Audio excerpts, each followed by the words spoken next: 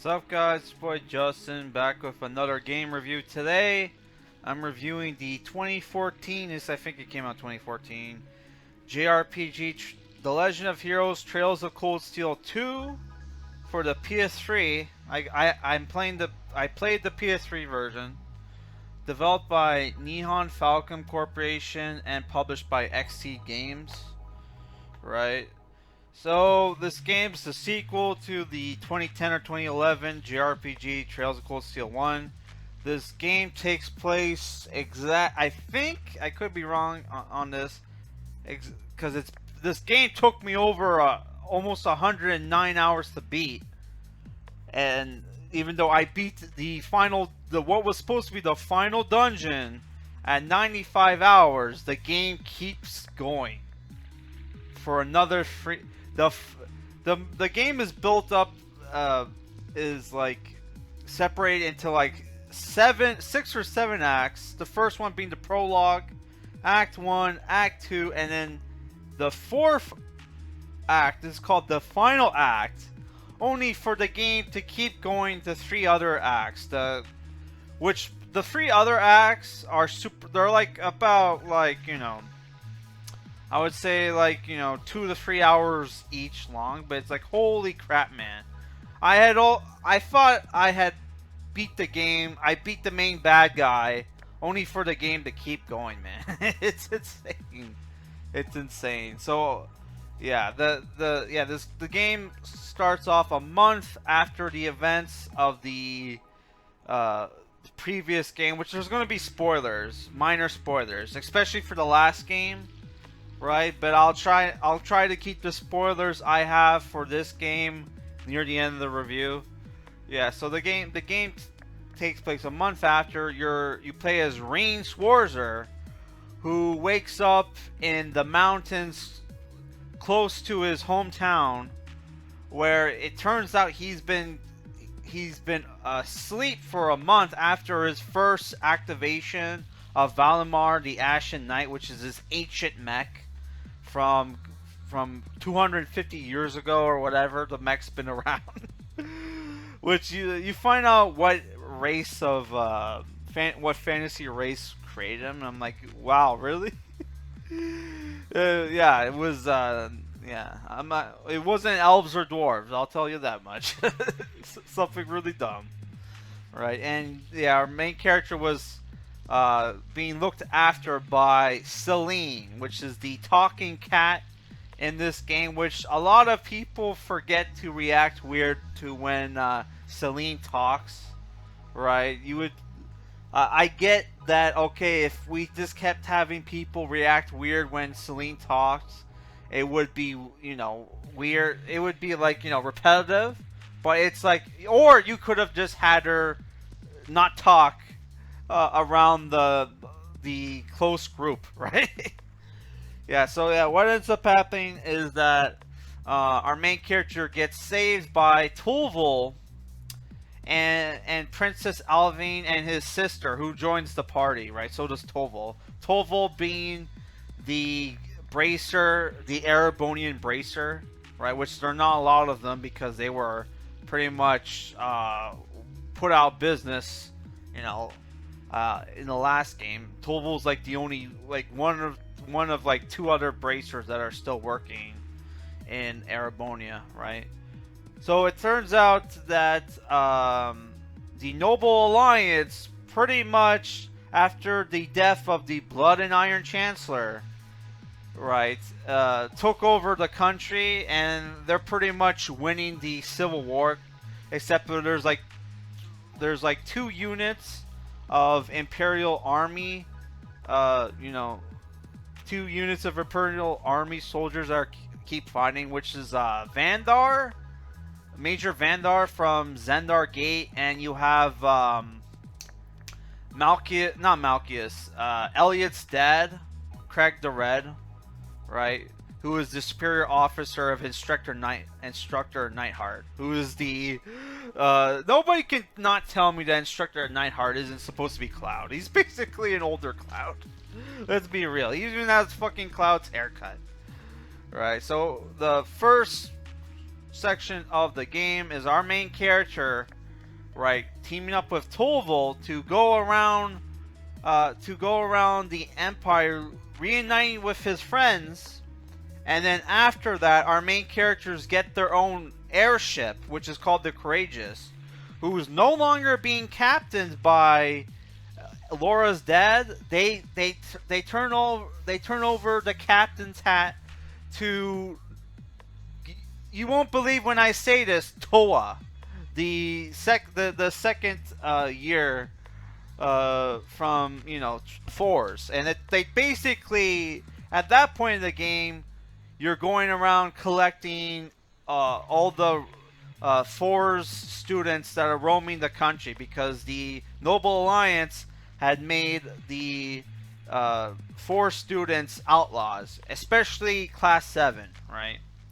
So what you do story-wise in the game is basically you're fighting with your fellow Force students, and with the help of your mech, the Divine Knight Valimar, the Ashen Knight, you're trying to put an end to the Civil War by pretending to be neutral when really they're helping the Imperial Army.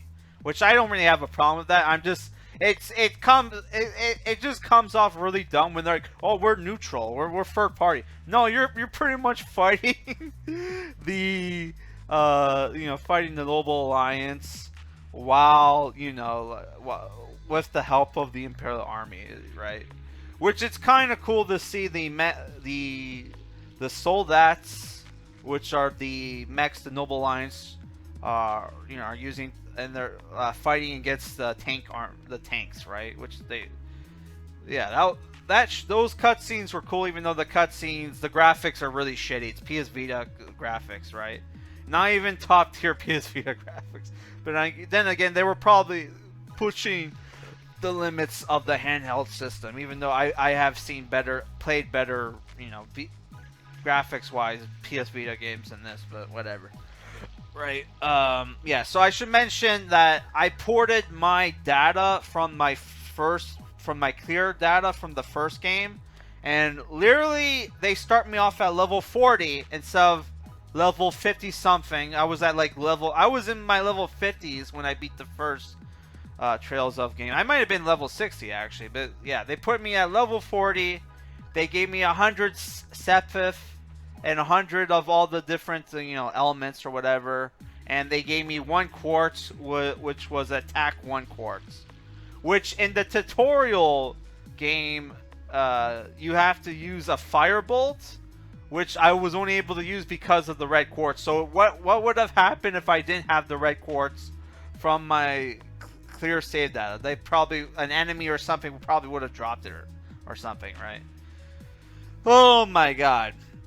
Right, so I kind of want to keep this review short so I can go into my main problems with the game, right? So I'll just go into, you know, the different changes, right? So periodically, right, you get to control Valimar and fight against other Soldats in like turn-based combat, right? And like Valimar doesn't really level up when you collect a certain student. I forget her name. She's part of the art club. She was part of the art club. She can make you special gems that will boost, like, you know, Valimar stats, and you can only use like 3 different kinds of gems, even though there's more than 3 kinds. I mostly just use the power gem, the defense gem, and the HP gem, right? That's basically what I use, right? And you can also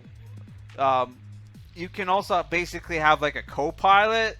It's not really a co-pilot, but basically using one of your party members, you can use special skills, which I only ever use Elliot, because Elliot has the can heal Valimar, and pretty much nobody else can. Though if you use the defense skill, you can heal a little bit of your HP, right? But I mostly just use Elliot, right? They added. Well, the game's now fully open world, except for certain parts of the game where you can't really go anywhere, like especially at the end. But the game's basically open world. You can now use, once you get the certain members of the club at certain points of the game. You can use the bike, which you can customize, and you can drive it pretty much anywhere. And then you can use a horse if you want to use a horse. So that's cool. They also added mini games like you can snowboard in Reen's hometown, and there's a upgrade version of the Blade car game, which you can only get at a certain point in the game after you fight what's his name, Crow, for the second or third time in the game. He sneaks a Blade 2 deck in your pocket, right? Spoiler alert. It's a minor spoiler. All right. Overall, I feel this game is better than the original game, right? And the game is better, right? But this is a big but. But the game, which I should mention, the game is also easier than the first one. I should mention that. I would say of all the Trails of games I've played, this is probably the second easiest one. The one that's easier than this one was probably Trails from Zero, right? Which I played on the Switch, right? Yeah, the game's a lot easier, right? And I'm not I beat the first final boss and the second final boss without even having to retry and use a lower difficulty. Right. Yeah, but my main problem with the game is, my main problem with one of my other problems with the game I have is the main story. The main story is supposed to be you're supposed to be characters fighting a civil war, right? But the civil war, civil wars historically have been known to be bloody and fucking brutal as fuck. And this is one of the fucking lamest fucking civil wars I've ever seen portrayed, right?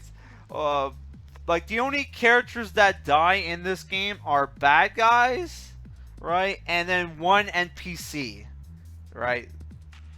And there's only one character who was kind of a party member who dies, and that's it. And I'm not gonna spoil who until this spoiler section. But it's wow, this has been a toothless Civil War. And I should mention the game obviously ripped off Code Geass, but Code Geass, what they ripped off from Code Geass was basically the Lancelot mech design. So all the mechs pretty much just look like of the Divine Knights in the game, which there's 3 of them, right? I don't know if that's a spoiler, but they all look like pretty much Lancelot with a different color scheme, right? And that's it. Which if you've ever watched Code Geass, you should know who Lancelot is. It's the coolest mech. I don't want to say the coolest mech, but it's it's probably the most famous mech in that show, right? Other than maybe the Gurren Mark II.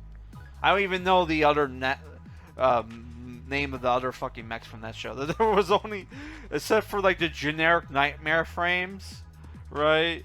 And the Gurren Mark II and the fucking Lancelot. I don't even remember the other mechs. Oh, there's the Alexander from the Algae Toad Last Exile, which fucking sucked.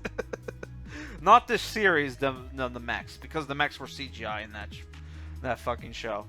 Yeah, I started to go on a fucking tangent on Code Geass. This game reminded me a lot of Code Geass.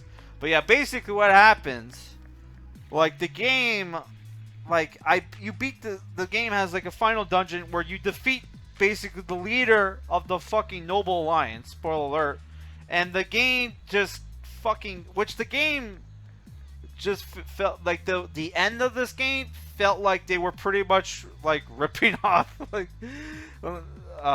themselves. It pretty much felt kind of similar to the ending of what was it called, Trails to Azura, right?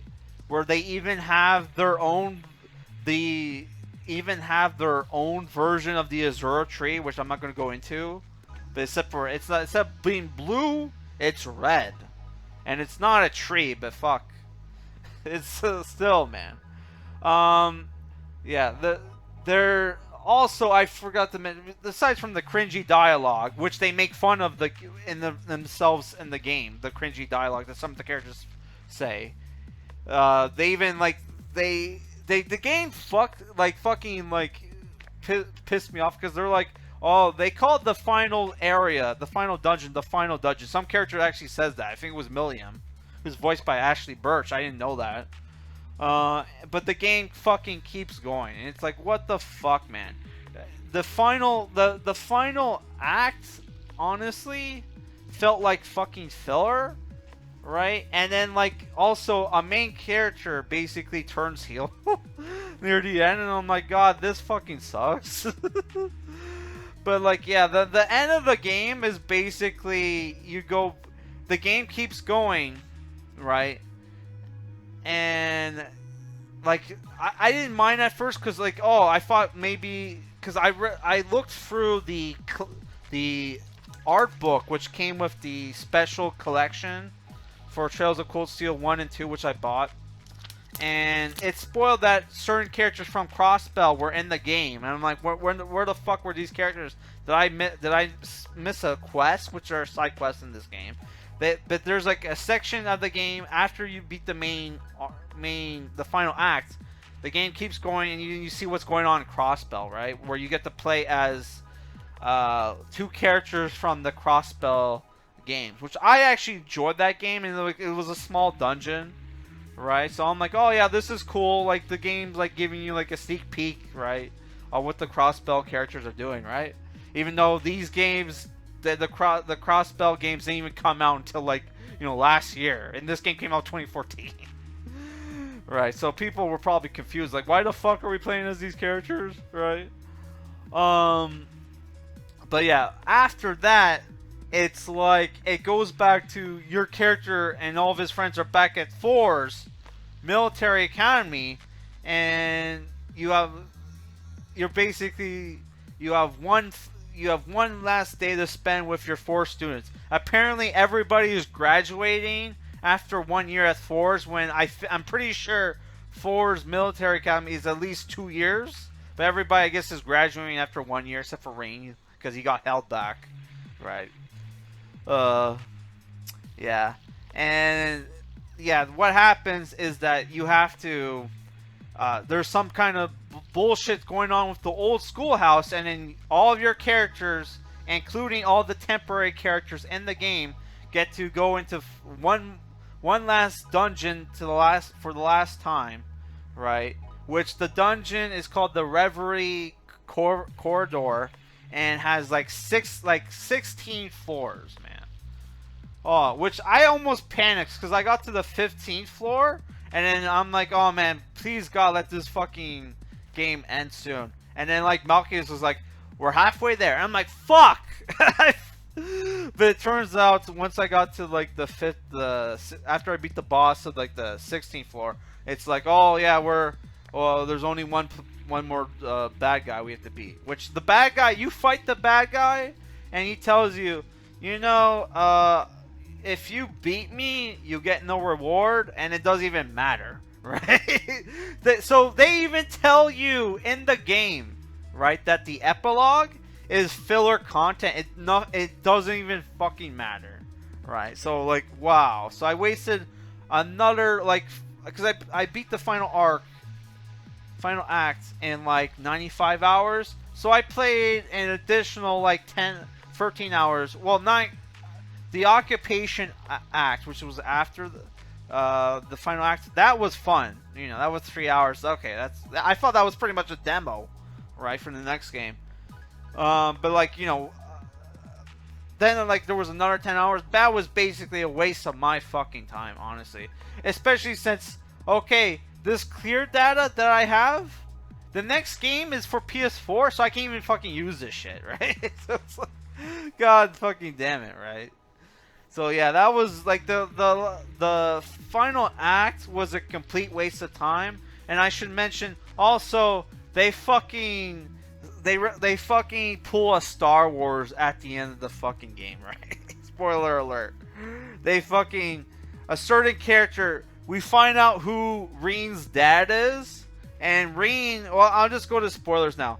We find out who Reen's dad is, which if you play Trails to Azura, you know they spoil pretty much the end of this game, and then you know that, oh yeah, the Iron Blood Chancellor is actually alive, and he shows up near the end, right, to basically take credit for ending the Civil War, even though it was Class 7 that fucking did it, right?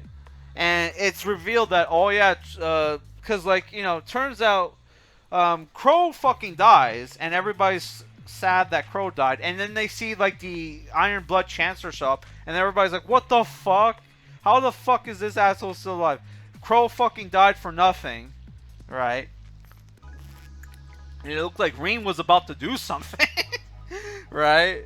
And only for somebody, the turncoat, Rufus Albera, who was this fucking reveal that Albera was an Ironblood the entire fucking time makes no fucking sense, considering he was we pretty much know that Duke Cayenne pretty much wasn't doing anything, and it was just basically was having Rufus run the Noble Alliance the entire time, right? While he just was fucking around with you know, with the witch, Vita, and the enforcers from Ouroboros, which I'm not even going into those characters because they don't fucking really matter in the story at all, really. Other than, you know, McBurn pretty much helps Reen like cope with his secret power, right? Which even Valimar doesn't even know what the fuck it is, right? And yeah, that fucking reveal.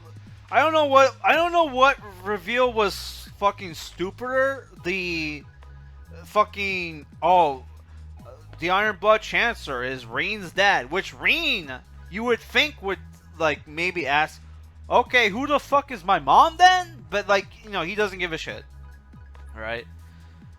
Which I should mention, there were certain points in the game which they pull this in Trails, the other Trails games for the Switch that I played, you know, the cross-spell games, where like, oh, you think certain characters are gonna die? No, they're okay. Like there's a point early on in the game where Reen's adoptive parents almost got killed, which Reen's dad is so dumb. I'm not talking about the real one, I'm talking to the adopted one.